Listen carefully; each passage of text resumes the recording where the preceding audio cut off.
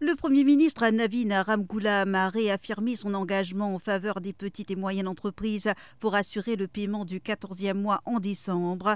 Nous viendrons en aide aux entreprises en difficulté pour honorer cette obligation, a-t-il déclaré. Donc, concernant le 14e mois, dans ma PME, peut dire qui nous promettent pour revoir comment vous faire le paiement. Oui, moi, dire ça. C'est exactement ce que moi vous faire. Et le 14e mois, c'est toujours prévu en décembre même. Oui, nous prenons l'engagement, ça. C'est moi, nous vous inquiéter parce que nous ne connaissons pas et nous avons autant de dégâts économiques. C'est terrible ce qu'ils ont fait. Nous pouvons plus, nous pouvons connaître, nous pouvons connaître. Nous pouvons faire un état des lieux. Mais seulement nous avons un engagement, nous vous garder. Navin Ramgoolam a également abordé la situation financière du pays, affirmant que des dégâts importants ont été commis par le régime précédent. Un état des lieux est en cours et les conclusions seront bientôt dévoilées, a-t-il ajouté. En raison de cette situation, il a décidé de conserver le portefeuille du ministère des Finances sous son contrôle au bureau du Premier ministre.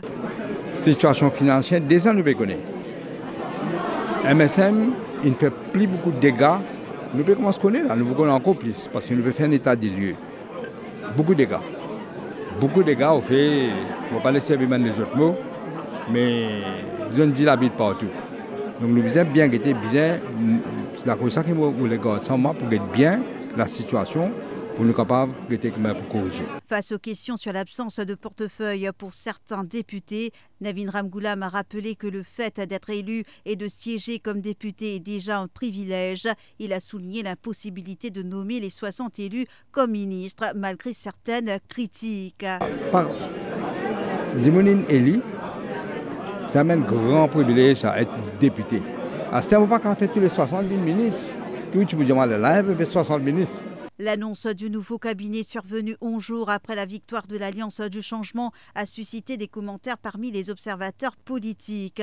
Le Premier ministre a relativisé ce délai en citant l'exemple du président français Emmanuel Macron qui avait pris 51 jours pour nommer un Premier ministre, lequel avait ensuite mis 2 semaines supplémentaires pour constituer son gouvernement. Ça fait qu'il y a une élection en France en juillet. Le président Macron, il prend 51 jours, nous cause de la France, là. 51 jours pour nommer un Premier ministre. Sur le rendez-vous, vous trouvez. Et quand il nomme Premier ministre, il prend un petit peu plus que des semaines pour nommer son gouvernement. Donc, pas une invente la roue. Concernant une éventuelle baisse des prix des carburants, Navin Ramgoolam a indiqué que le sujet sera débattu lors d'une prochaine réunion du Conseil des ministres.